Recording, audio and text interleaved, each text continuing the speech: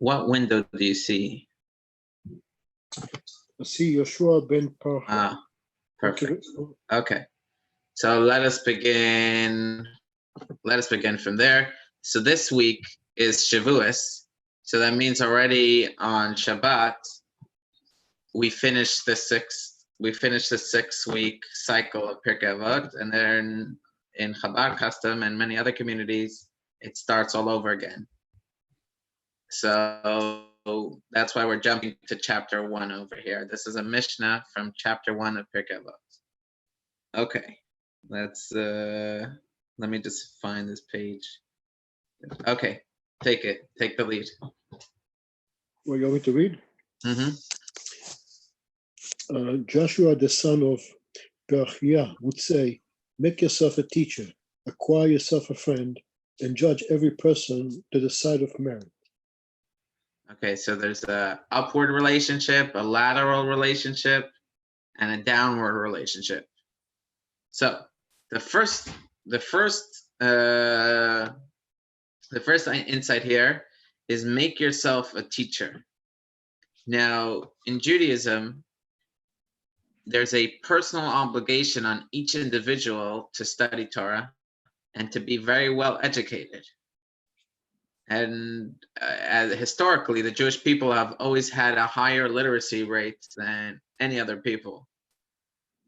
And as a result of that, there could come an attitude that, what do we need teachers for? Each person should be their own teacher, teach themselves, be self-sufficient. Additionally, we learn later on in Pirkei Avot that you should learn from everyone. So there's value in having a bunch of variety of different sources instead of having a narrow worldview just from one book or one teacher. You should learn from everyone. There's always something to learn from everyone. And yet, Joshua ben Parachia, Joshua son of Parachia, is saying that's all true. You should be extremely well educated, and you should learn from a variety of sources. But you also need to have a teacher. You have to have someone who's a mentor and will be, an authority over you to guide you when you need to make a judgment call. So sometimes we don't know how to apply. You have a variety of sources.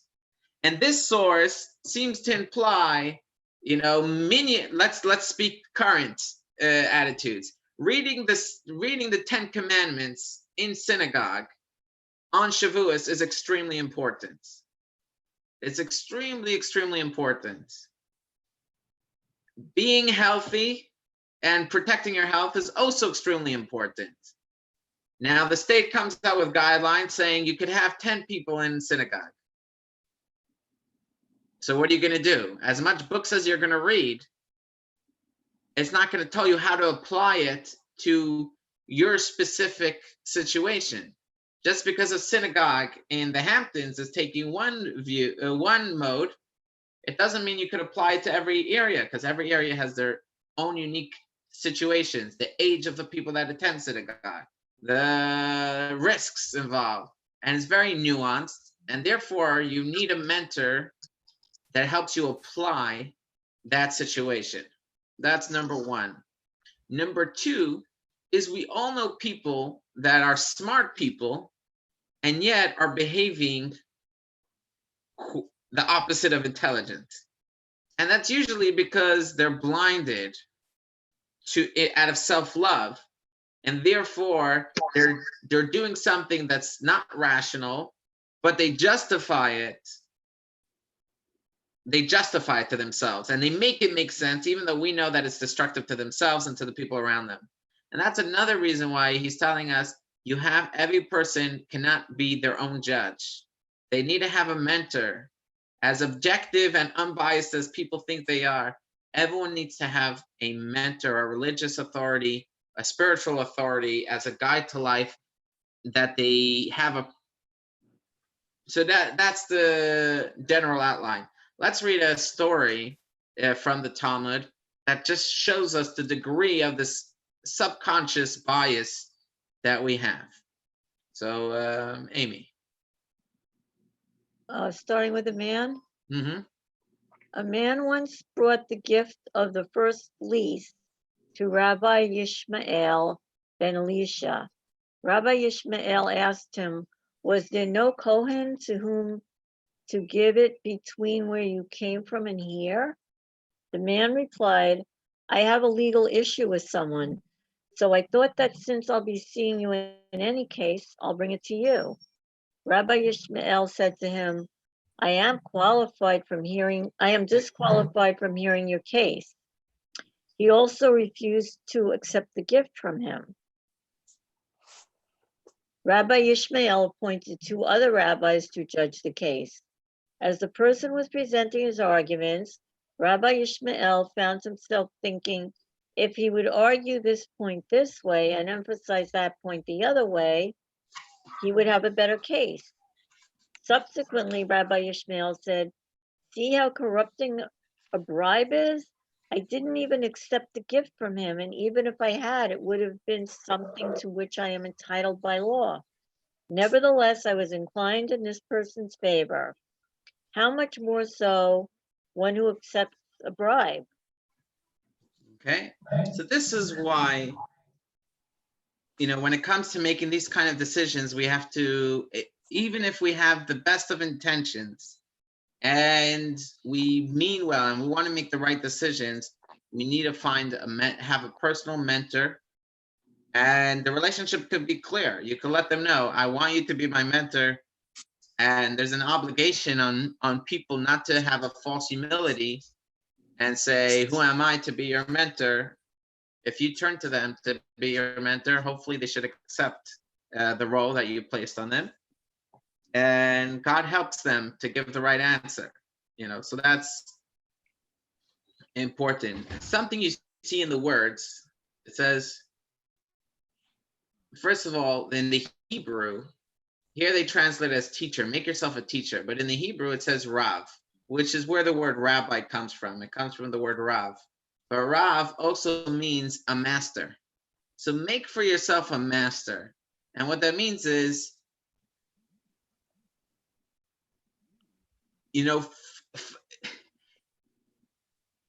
sometimes it's difficult to listen to whoever we chose as a mentor to follow through, because we have our own, sometimes it's not so convenient. And that's the whole reason why we ask a spiritual mentor, is they'll tell us the objective answer, even if it's not so convenient for us. And so we have to, in our minds, appoint him as a master. Number 2 is we have to make it for ourselves. That means we have to make sure this mentor is a good fit. Sometimes a rabbi could be a great rabbi, just not for us. So you always have to make sure it's a mentor that you trust. He has your best interest in mind, and he knows and you trust his direction, his spiritual direction. And the third thing is the concept of make.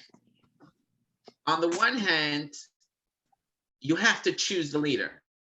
It cannot be forced upon you, a leader.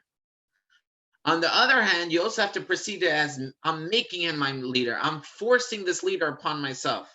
In other words, I chose him, but it's not for me to, in other words, what happens was, when we choose something, some people say, okay, the teacher's significance is because I chose him, and now I chose to listen to him, and now I choose not to listen to him.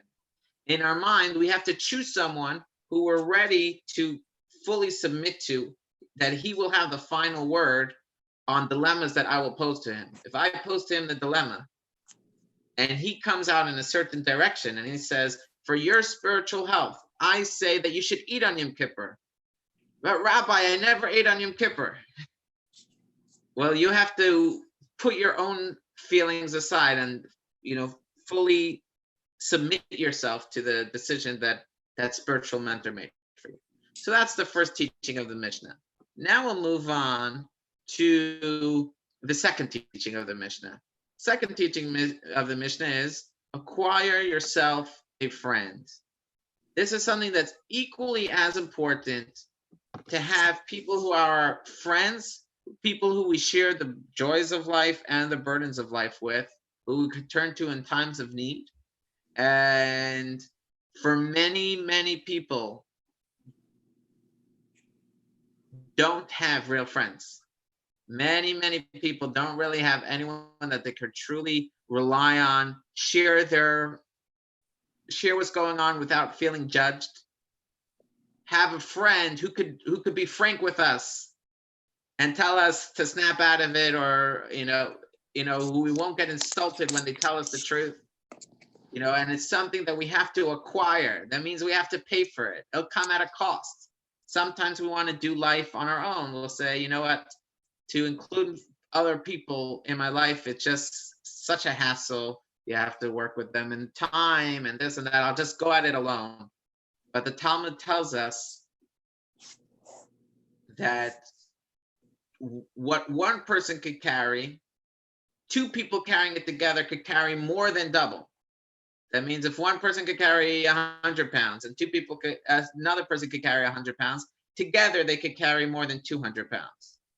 So that's something, when we're experiencing a burden in life, when we share with another person, the two of us can handle that burden on a much greater scale. So it's really important to sacrifice and invest in our friendships and try to, obviously we're not talking about, what's that,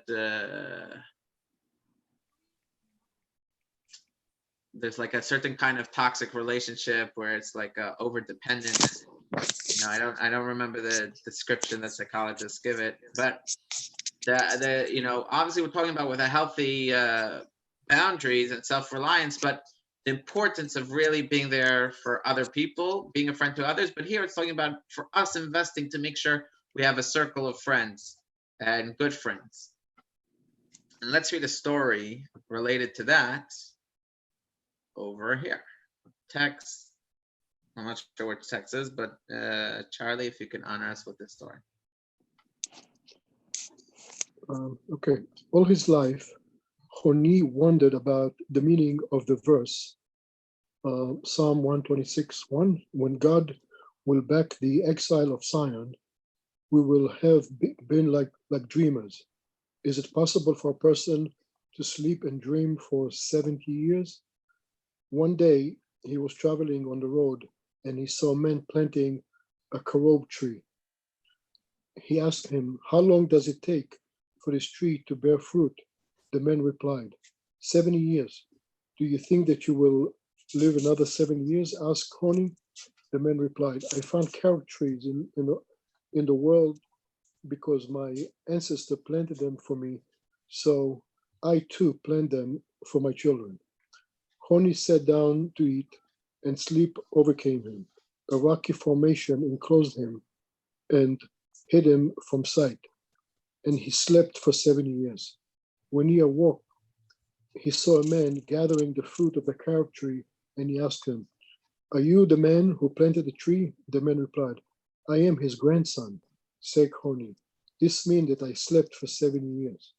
He returned home and inquired, "Where is Honi's son?"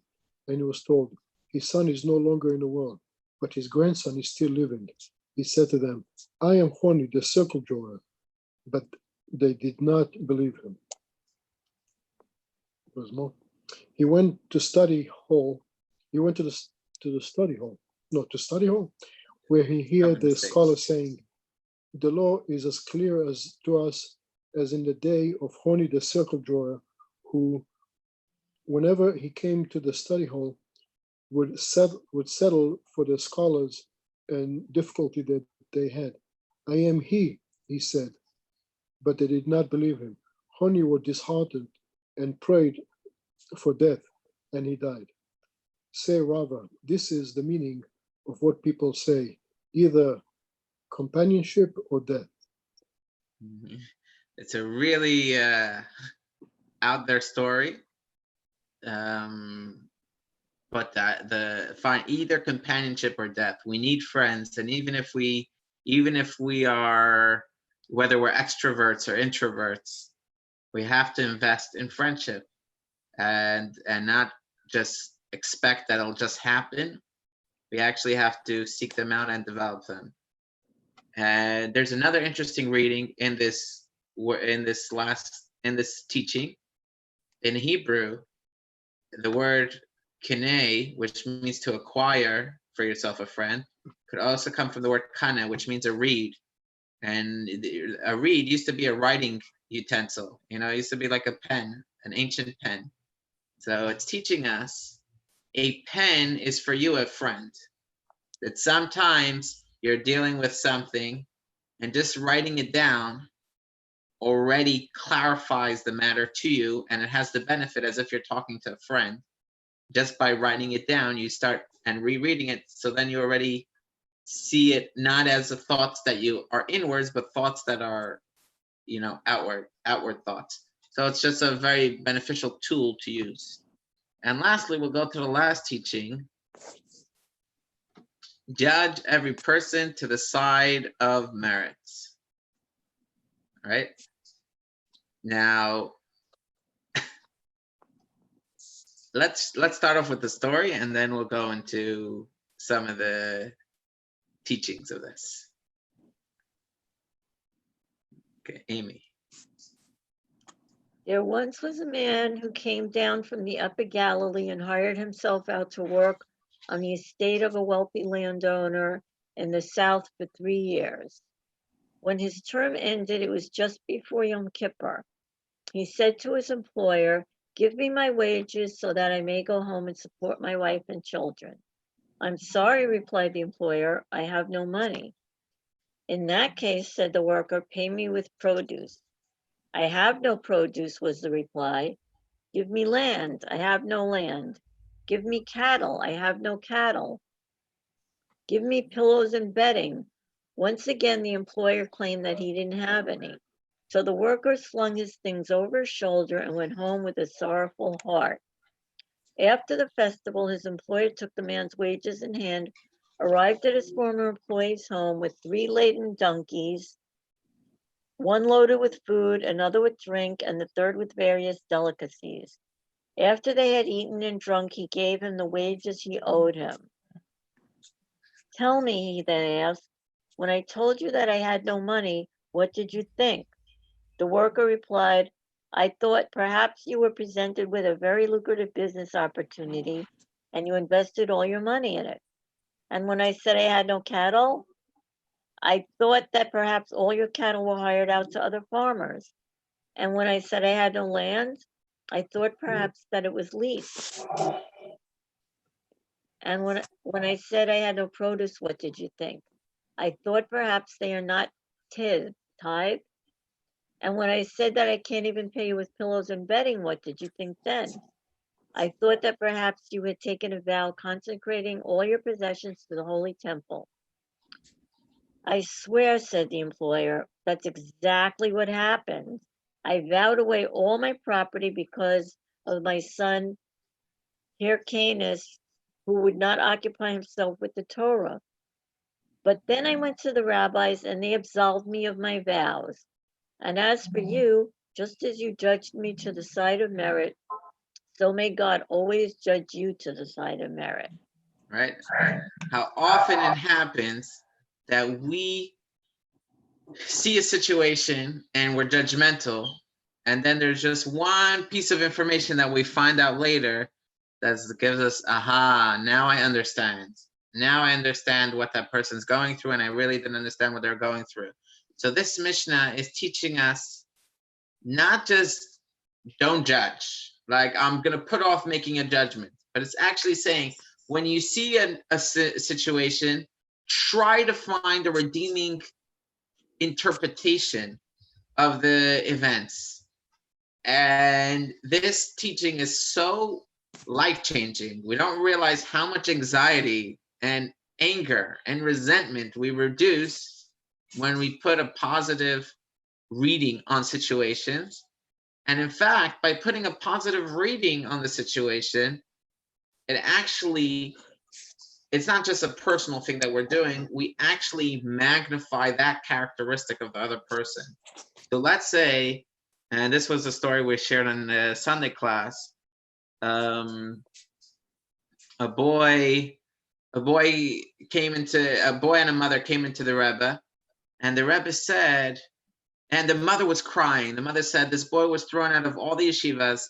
He eats in class, he makes trouble, he doesn't learn well, and I'm at my wit's end. So the Rebbe called him over and he said, you're the Rebbe? So the Rebbe smiled.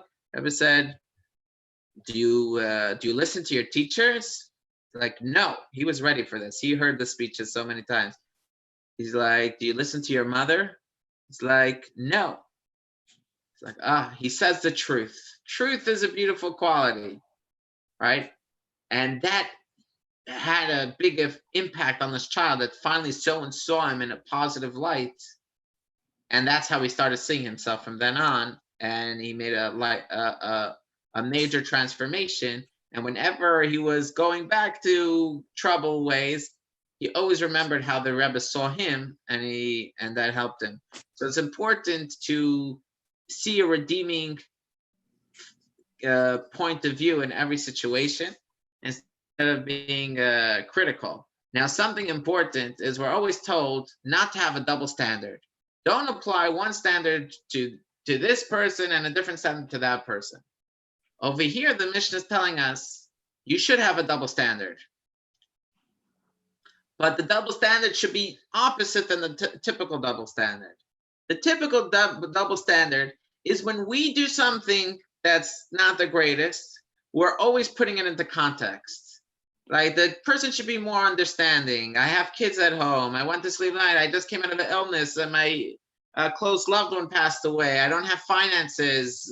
This happened in my childhood. We're always putting things into context to justify all our mistakes, right? And saying it's his fault, it's that person's fault. And then when it comes to other people, we don't give them the benefit of the doubt. And here the Mishnah is telling us we should actually put it in reverse. For ourselves, obviously we shouldn't be overly self-critical, but we should be aware of we can't constantly shift the blame to other people. Sometimes we have to step up and take responsibility and improve ourselves despite all the context. And Rabbi Yosef Albo actually writes that was the big mistake of Adam and Eve, that when God said, Adam, why do you eat the apple? Why do you eat the fruit that you weren't supposed to eat? What did he say? Eve made me do it.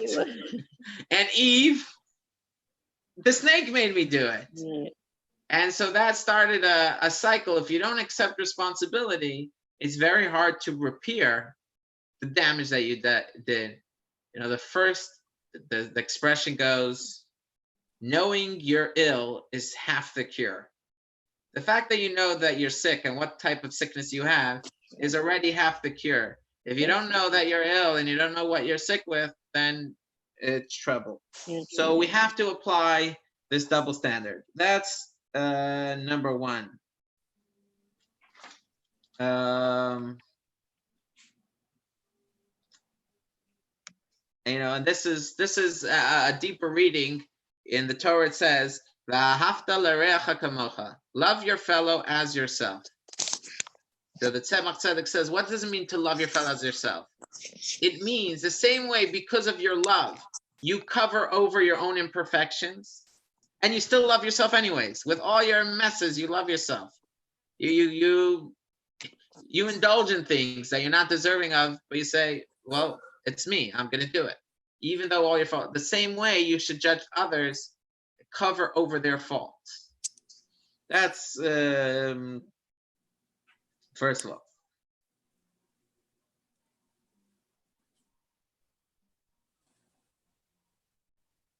There's another point here.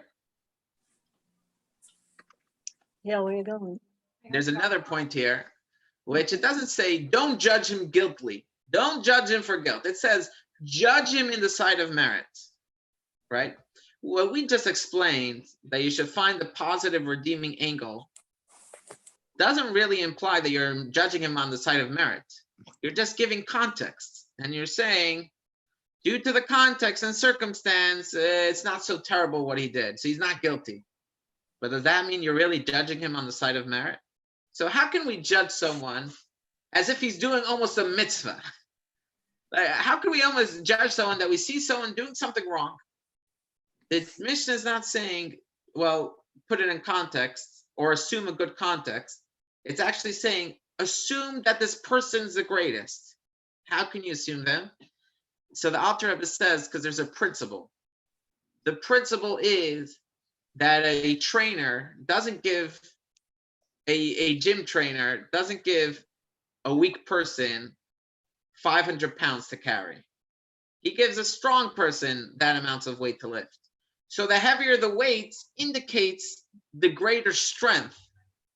So if this person was put to such a great challenge, and true, he succumbed to the challenge, but this shows us that in God's eyes, this person has a great reservoir of inner strength, and he just has to harness it in the right direction. So this also tells us that when we see someone who's doing something really harmful, let's say he's terribly addicted, and destroying himself, destroying his family.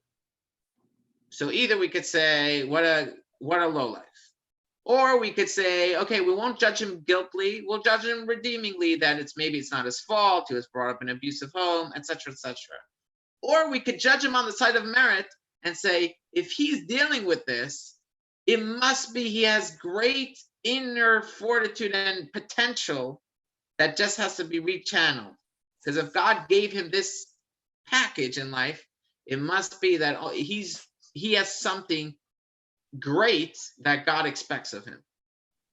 So that's how we could see in someone who did something wrong, we could actually see something in him right, that within him is a great power and potential that that we could connect to and we could learn from.